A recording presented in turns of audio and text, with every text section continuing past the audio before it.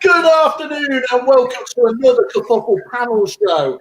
And here we are in the middle of our wonderful Down 3. And I think, Jerry, you'll be able to tell me this. It's true to say, isn't it, if a bit like World Cups, you get to keep it after the third one, don't you? So we've got an eternal world of lockdowns now. So this is it for keeps, people. Yeah. You know what, though? I can't remember Lockdown 2. When you said that before in the pre-bit, I missed the Lockdown 2 was amazing. Lockdown 2 was brilliant. That was my favourite lockdown, to be honest. Yeah, it was that came with tinsel. So, Zoe's just come back. I'm going to unmute you now, Zoe, because you might not have realised I muted when you were out. She's just having to do her car because she parked it illegally, I believe. Okay. I didn't park it, someone else did.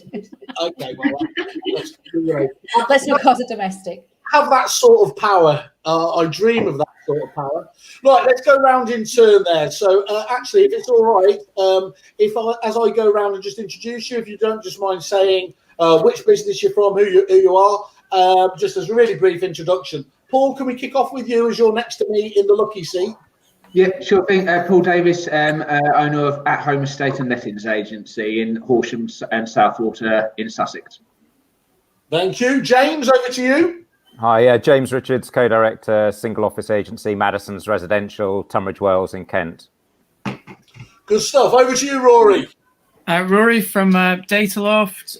We analyse the property market, so we make sense of all the noise out there in the property market data world.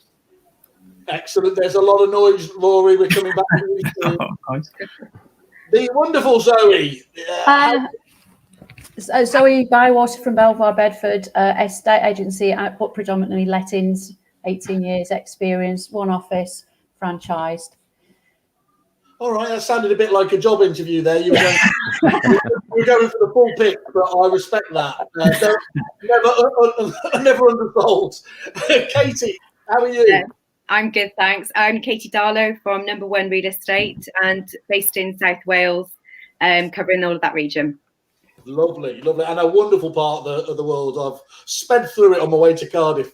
And boys in the hood, the master of content, Jerry Lyons. How the devil are you, sir? I'm very good, thanks. So, Jerry Lyons, Estate Agent Content Club. I write content for estate agents. And you beat up Christopher Watkins in your spare time? I smash him to bits. Nice. If he wants a rematch, we'll call it out here. You've got a permanent invite to this show on that basis. Right, okay. Let's just kick off then, if that's all right. Obviously, I think we are now obviously in this third lockdown, and I think obviously everyone's feeling a little bit just. They've all had enough of it. I would just point out to everyone else, my job is to try and cheer people up. Can you imagine what it would be like if we didn't have a vaccine? So at least that is silver lining, is at least we know this is all coming out.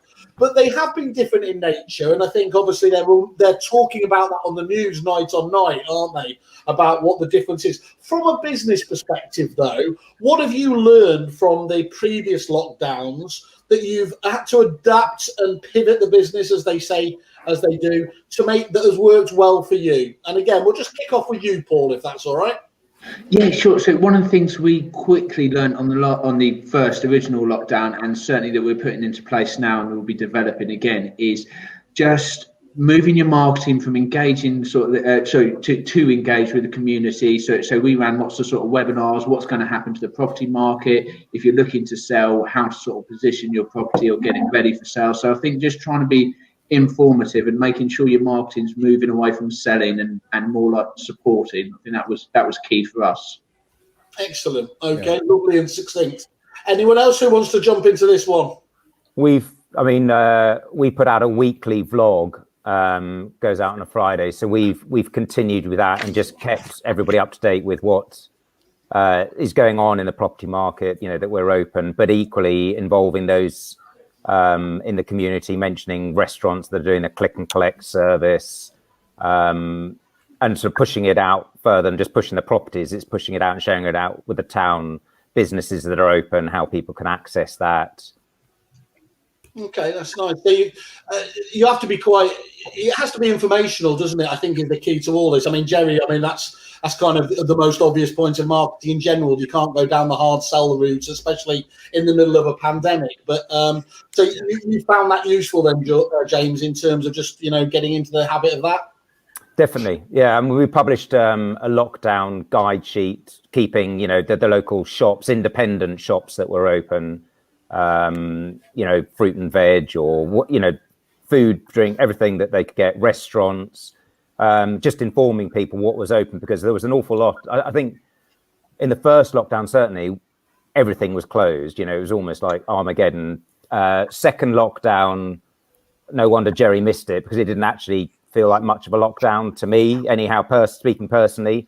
And third lockdown, last Monday night, it felt very much like the first Boris announcement, right, we're going into lockdown last March.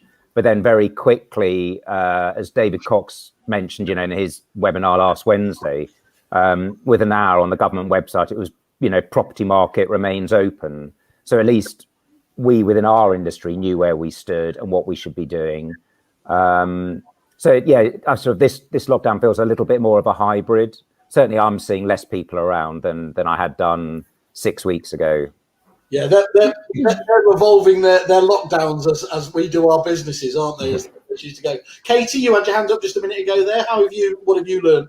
I think the main thing now is the contact quickly with us and our clients and with the vendors and buyers. So simple thing that we are doing in the minute is WhatsApp group for each house. So the valuer that is attached to that property, WhatsApp group with the two vendors or whoever's acting on it, just to be able to let them know little bits of information really quickly, and they can pop messages in there.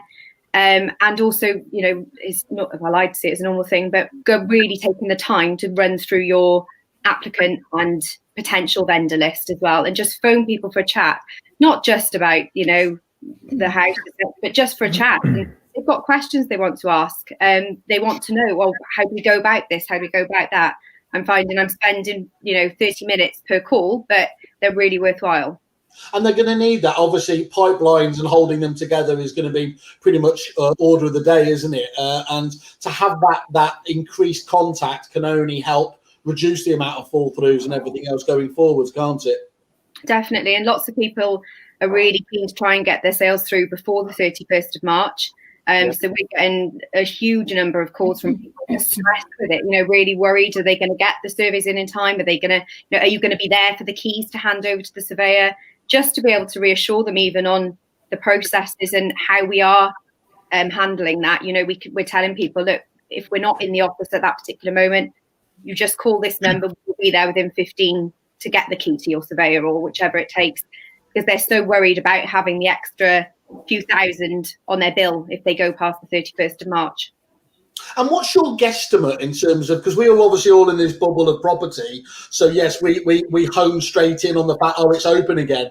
Are the public fairly surprised to hear that things are still going in general, or and i.e. that communication is really necessary? Well, we're finding people are both really. Some are phoning as if there's just no difference whatsoever, and they expect to be able to view. And then we're getting some clients that are saying, well, I phoned 5 agents, they're not doing viewings, so you are. We're taking it very much case by case. I'm saying to the vendors, look, it's completely down to you. If you feel comfortable, then we will, follow our normal safety steps to make sure that you're as safe as possible in your home. But if you're comfortable, we're comfortable. If they're not, similarly, we'll do virtual tours or whatever we can do to get around that instead. So good old-fashioned empathy, mirroring where the person is up to in terms of, how safe they feel and everything else. Zoe, you had your hand up? Yeah, I was just going to add to what Katie was saying, really, is that I noticed when this announcement was made that I think if you're not in the industry, you would not know that we're still operating as an industry, because they kept that very, very quiet and very, very low key. And if you look at any of the press releases, etc., they've never actually said that openly. And I think you only really know about it if you're sharing that information. So, people like who are already in the pipeline, for example, are going to know that. We found weirdly enough, this lockdown doesn't feel like any sort of lockdown in this town. People are still coming to the front door and rattling it. They're still wanting to do viewings on occupied premises, and we're having to re-educate people, without being too alarmist, but this virus is spreading like wildfire, and explaining to them the safety elements of it, and going back to like the Jerry element of this. I honestly think there's several things as agents we need to be doing. We need to be communicating with our clients, but also the wider community, which is where obviously where Jerry comes in, and he's done some really amazing things in a very short space of time.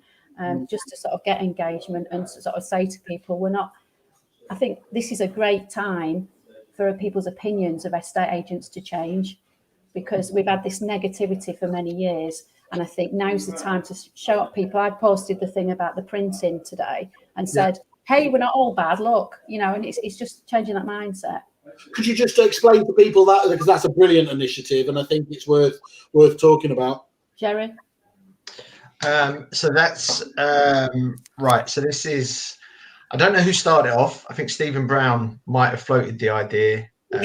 Jerry, by the way, if you don't know, it was my idea. So yeah. Right. Let's start again. It was Simon Wells' idea. We'll re-edit it anyway. It's not going out live. Yeah.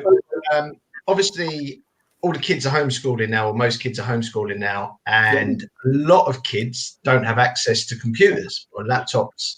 And it's surprising because everyone thinks this younger generation between sort of 5 and 16 live on their laptops, but some kids don't.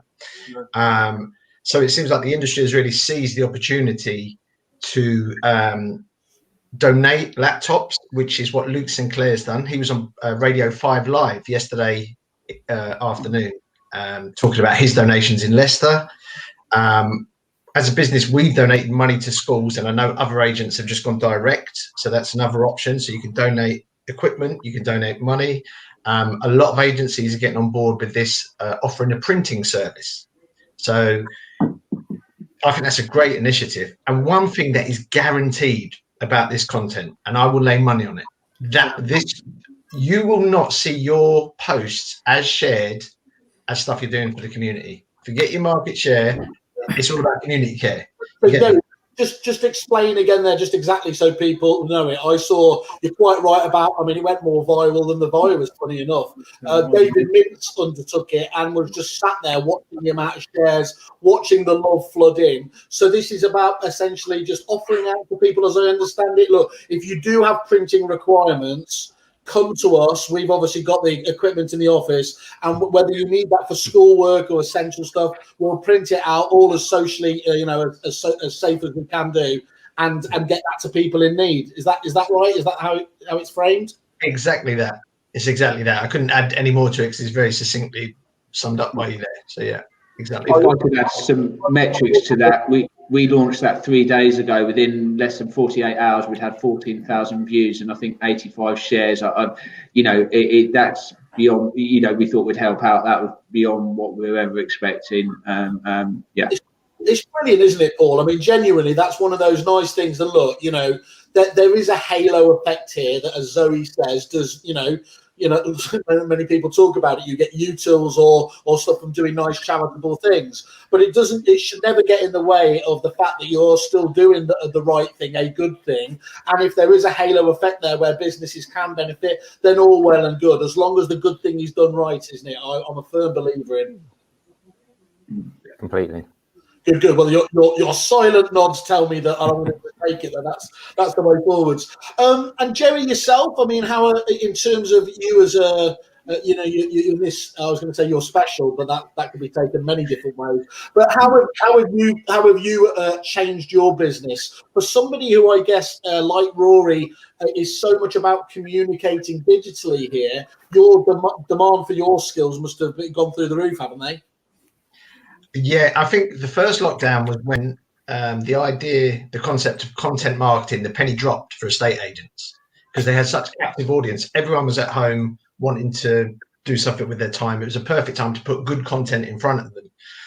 I think the biggest thing I've learned about the way we've changed our approach is we don't plan more than a week ahead now, our content, because things are just changing like that, which is good because me and the team with me, we're all former journalists. Yeah. So we're used to that fast moving You don't need to apologise, Jerry. Now is not the time for you to apologise about that. Could be worse. I could be an estate agent. So I think that's the thing that we've learned is we're not planning. None of our content is planned a week ahead now. We're just doing it as we go. Well, I think that's fascinating. So what you've done there almost is to, whereas agents and Rory will always tell us the importance of being hyper local, actually you're going, hyper timely, if you like. But therein lies the advantage of working someone like you, because as we all know, creating relevant, interesting, engaging content is bloody difficult, and it's bloody difficult creating it per se at any time. So to do that and to do that when it's newsworthy as well, that would overload a lot of people. But that's where, without giving you obviously too much of a plug, but that's where obviously somebody like you with that outsourced service can help 10 times over. But I also think, to give agents their props, they've been really good at getting content. They've really improved their content over the past 6 months. How their video, like you were saying, Paul, or was it James, about just updating your community. Because I know from my background in local news, the death of local news has created a void for information. Yeah. I've always said to estate agents, step into that void. Provide local news, provide local information. Like this time around, this lockdown, offer the printing service. I can see that there might be a movement as well towards a bit of a food bank initiative as well, after the bit of chaos that we're seeing nationally. So that could be another opportunity to do good. And a bit like you said, Simon, if you're doing good for good's sake, it's always a win-win. You're always going to get something out of it. Call it karma, call it what you like, profile building. There's plenty of opportunities out there for agents to generate their own content, as well as the likes of me and Rory as well. So don't just generate all your own content, because we'll be out of work. Yeah. And what it's allowed you to do, isn't it, is that Mr. Watkins, again, just to give him another name, that digital mayor, being the digital mayor, what Paul and James and all of you were talking about here, is really giving the ability to step up to that and deliver on that, isn't it, in terms of you are needed more than ever, rather than just talking about a nice restaurant, for the community itself. The digital mayor is still there. It's more important to be a community cheerleader at the moment. Okay. You've got to be a cheerleader for your community. Get out there and just listen. We all need hope. I think location in London and in the East, they've got a great theme of their communications at the moment, and it's just around hope, saying we've got the strapline, better times are coming. So if we can all that's a great message. That's a very timely message. It absolutely is, but it also plays into what people hope for a home move as well, isn't it? That's you're moving, and everything's going to improve because you're moving to a new place. Exactly. Rory, you were going to just comment there? Well, I mean, really interesting conversation. I agree with all of that. I was going to drop it, Mr. Statman. drop one stat in. I won't bore you with any more, but we love stats. Don't say that, bro. So go on. When we analyse the Property Academy does this huge, big home moving trend survey every year, and 35,000 people did it last year. And we analysed it. And actually, one of the interesting stats was that during the first lockdown, only 35% of tenants were contacted by their agent. Wow. And at the same time, and I know, Zoe and Katie, you both said how important it is as an agent. This is an opportunity for you to stay in touch, to build relationships. And actually, in that same survey, another stat was that 12% of those tenants said they wanted to buy in the next 12 months. Now, actually, that number will have increased dramatically since then, I'm sure, because people are fed up of the four walls around them. They might want more space, more gardens, change in lifestyle. So this is actually an opportunity to not go quiet and sort of take a break from your marketing, but actually ramp it up. And Gary's absolutely spot on, and everyone's spot on that I've listened to so far. And what you need is the right kind of content to be able to ramp up your communications. And you've got to be relevant, you've got to be useful, interesting, not salesy, not bragging about how many sales you've had, how wonderful your business is going when people are struggling. So mixing up your content, showing what you contribute to the community, and also adapting. The way we adapted a lot in the first lockdown was by changing the type of content. So we focused a lot on how people are using the living rooms for exercise, how the house around them is changing and how they were using it. How people are adapt. So a lot of infographics we did about the new way people are, the new normal, the new way people are living their lives. And it's just, if you can go that extra mile to show that you understand what they're going through, and that they're useful, and they want to hear more from you, then you'll create that kind of long-term relationship. But there's certainly an opportunity for agents from the survey to really learn from the fact that don't stop communicating, do even more kind of in this next lockdown. It's very important, as you highlighted there, to not be triumphant in any way. I was talking to an agent just before the call who was saying, what's been really interesting is people have been talking about when you have a conversation with another agent and they say, look, not only have we beaten the targets we set ourselves, when we reassessed in April and May, those new targets, we've actually beat the targets that we'd set at the start of the year, but before the pandemic was even on the horizon, and they were 35% year on year. But if that information ever got out per se into the public, with you saying we've smashed it and everything else there, that it would be well, Jerry would know, wouldn't it? It would be a proper Ratner moment, wouldn't it? Because I think the public are waiting for people to jump on top of anyone who's perceived to be benefiting from this. Okay, in terms of what we spoke about kids there as well, and I'd like to just touch on this point. Do we remember the old BBC? Who was it? The BBC interview, don't we? Where I think he was a North Korean analyst. The little kid comes. He's giving this stark interview about the potential for nuclear war, and his kid walks in doing all this. And it was a lovely moment, but it was like, everyone around here, and I think watching will appreciate, they really have that moment, haven't they, where something like that's happening, you've been mortified. I think genuinely one of the most wonderful things is people are just so much more relaxed about that kind of thing happening, aren't they? At the moment, we know that most people have got their kids at home, so quite often you'll see someone popping up behind their dad, going away with or coming in and saying, I've had enough of it. Do you think I personally think that's a wonderful thing? Is there anybody here that thinks that is not the case or gets frustrated by that at all? I was only going to say, I think everybody, this lockdown, it happened overnight. One of the ladies that works for me, she's got a daughter at home who's 7. She's literally working one side of the table with the daughter homeschooling the other side. Whilst 9 months ago, we would have been sort of thinking, oh my gosh, that just can't work. She can't do that. Now it's happening. It's becoming normal. She'll say to me, I'm just going to pop out for 20 minutes with my daughter for a walk. That's fine. And I think, when I'm on a Zoom valuation, it's quite regular that I'll see a cat will either come across the screen on my screen or their screen or something, or they say, oh, sorry, I've just got to go and get an Amazon delivery from the door. I think people are a lot more giving, and they're not expecting us to, they realize we're at home, they're at home, and I think everybody feels as if we are all in it together a lot more. Definitely. It's just showing the more personal side of us, and us in our own homes as well. I mean, at the end of the day, we all go to homes, and you're seeing us in our homes as much as we're trying to find them their next home. It's the importance of personality, and that we're all surviving in this. How as an agent would you might have built up more of a personal kind of profile during this period because of those kind of things, but how do you go back to the same old office, the same old ways of life after this? Or well, I'm fascinated. That's going to be a good one. Yeah. What are you going to take forwards, I suppose? I think the first thing, let's be honest, is none of us are going to want to see a Zoom meeting for a while when we're finally allowed out. But what bits do you genuinely change permanently going forwards?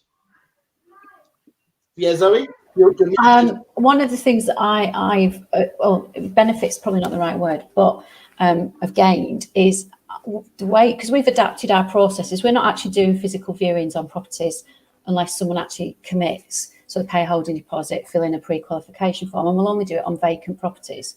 Yeah. But what we found by adapting that way and doing the virtual tours and actually, I suppose, qualifying them even more is that we're getting rid of the tire kickers. We're not wasting time on wasted appointments and dealing with people that are not really that committed to moving. So, going forwards, I think we'll probably carry on that way. because I think it benefits everybody, because you can focus your time a lot more on building relationships and, you know, doing the communicating and the community work. That again is something I want to carry on doing. It's fascinating, Zoe, looking at the interest we have on all the myriad different suppliers on we have on our site. Those prop tech suppliers that ordinarily have people clamoring, you know, we can give you more leads. You know, this is how you generate more leads. Those ones are almost being left on the wayside, because it's actually, look, leads aren't the issue. Conversion of leads is the critical issue here. Show us how to get to the hot leads in the quickest possible way, and find us a way of still being able to deal with those other ones, because there's nothing more certain if you surmise and think and guess that somebody's a tire kicker and you treat them appropriately, either by delayed contact or by no contact, they're definitely a tire kickers, because you've done nothing to win their business. I mean, Michelle Gallagher from JDG, who's up in Markham, she now does pretty much all of her market appraisals virtually, and she has a 95% conversion rate, which is absolutely phenomenal.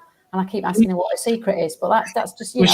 She's actually, sorry, Zoe, I was going to say, she's absolutely amazing at her marketing. And I mean, what she does is she kind of gets people to choose her as an agent before they even thought about moving, because she's just consistently putting out your useful, relevant market insights, knowledge about the market. She's brilliant on videos, on blogs, and she just hammers it out week upon week. And I think she will therefore get better quality customers who are more likely to commit. So it's like, if you can win that battle to almost get chosen before someone even thinks about putting their property on the market, then that's what I think she does so well. It's the core pillar of marketing and sales, trust and empathy, isn't it? And the one thing you would know 100% is that she comes across, there's no hint of bullshit or anything else like that. She clearly comes across as lovely as she is there, and you would just want to, it's not always possible to deal with people you like, but in that particular case, who else would you be going to around there? We did a really a webinar with Michelle recently, and I think it was Stephen Brown that planted this amazing idea, but I think he tasked a number of agents to become the Google of their marketplace, which I thought was a really cool phrase. And they all went off to work out how they were going to do that. But so she's really stuck to that mantra. So she wants people to consider her as the go-to person for local market knowledge. And everything she does is kind of centered around that. And I think so it's quite a nice aim to be your local. Are you the local Google of the property market? How do you, Rory? This is the perfect time to ask. Data Loft and your insight products bring to life. They turn what I would always term, raw data into really useful information in an engaging fashion. How should people best make use of those kind of tools that you do, whilst also, though, getting across the personality, as you just mentioned, that Michelle does so well herself? Yeah, you're absolutely. It's a mix.